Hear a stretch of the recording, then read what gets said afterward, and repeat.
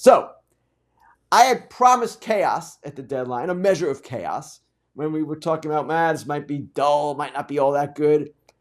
We did get a level of chaos, and we got it because of one team, the New York Mets. They made two absolutely stunning trades. Frankly, landmark trades in this industry's history. Trades that perhaps only Mets owner Steve Cohen could make and would make. The first, you know what it was, Max Scherzer. He goes to the Rangers with about $36 million for a top infield prospect, Luis Angel Acuna. The second was, of course, on deadline day. That was the big one, too. Justin Verlander. He goes to the Houston Astros, and let's take a look at that deal. That was basically following the Scherzer template, but it was a little bit different. As you can see right here, the Astros, they get Verlander, and they get $35 million to cover 2023 and 2024 salaries. And then $17.5 million more if his $35 million conditional player option vests for 2025. If he pitches 140 innings next year, that option vests. I don't know that you can put it past Justin Verlander. The Mets get two outfield prospects, Drew Gilbert and Ryan Clifford, two of the Astros' best prospects.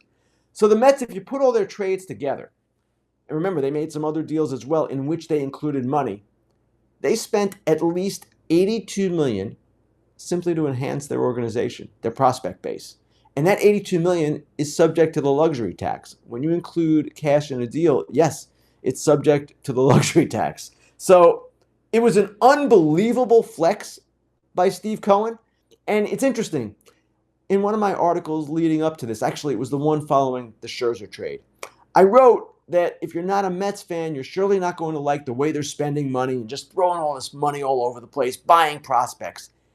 And a number of fans replied to me saying, no, you're wrong. I'm not a Mets fan necessarily, a person might say, but I like the fact that this guy's spending money. So, you know what? I misread my audience there.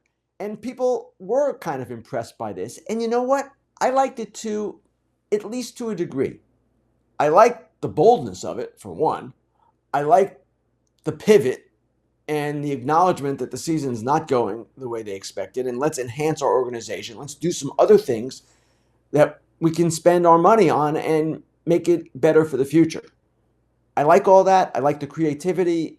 It's different. Yes, it's creativity fueled by millions and millions of dollars, but it was a different approach and a little bit refreshing in a way.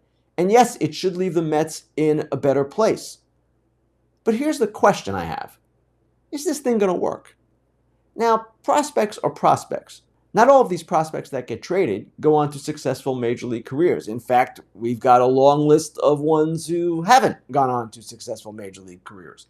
Some of these guys make it, some of them don't. If you're a Mets fan or even if you're just a follower of the sport, you know of one famous Mets prospect in recent years who still really hasn't become a star. And this is a guy who everyone thought was going to be the next big thing, Jarred Kelenic. Traded to the Mariners and got off to a great start. I wrote about him. He looked like he had turned a corner, and maybe he has. But now he's injured, and he had regressed up until that injury. So we'll see if these guys make it. And there's one other thing here with the Mets and their organization. Sure, they're deepening their prospect base. It allows you to do a number of things going forward. Make trades, balance your payroll, just be stronger as an organization. But none of the three players they acquired was a pitcher. And what's the weakness of the Mets farm system? Pitching. They lack that. Now maybe you can, at some point, consolidate your assets and just shift it around a little bit, trade one of these hitters for a pitcher. Of course, that's possible. But that is still a problem. And the other thing with the Mets, this backward step they're taking in 2024.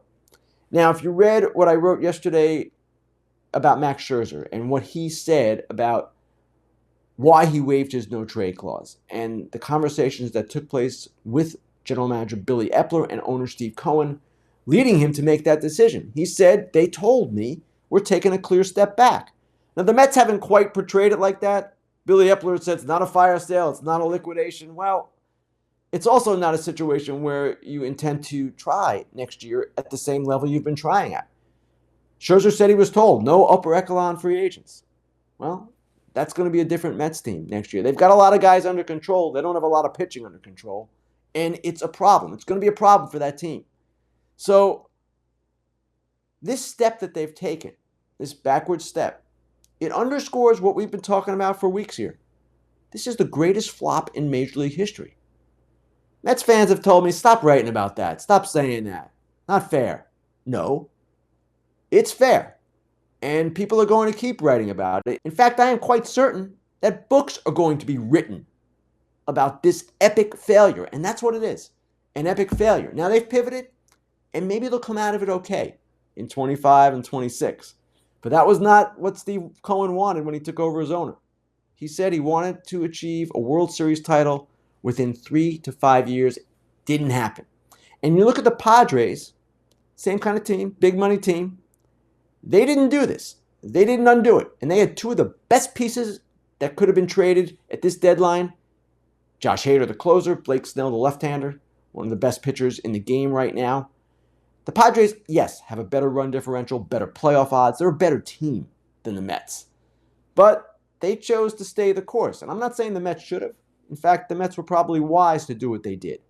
But it underscores, again, the difference in approach and the failure of the Mets to set out to do what they achieved.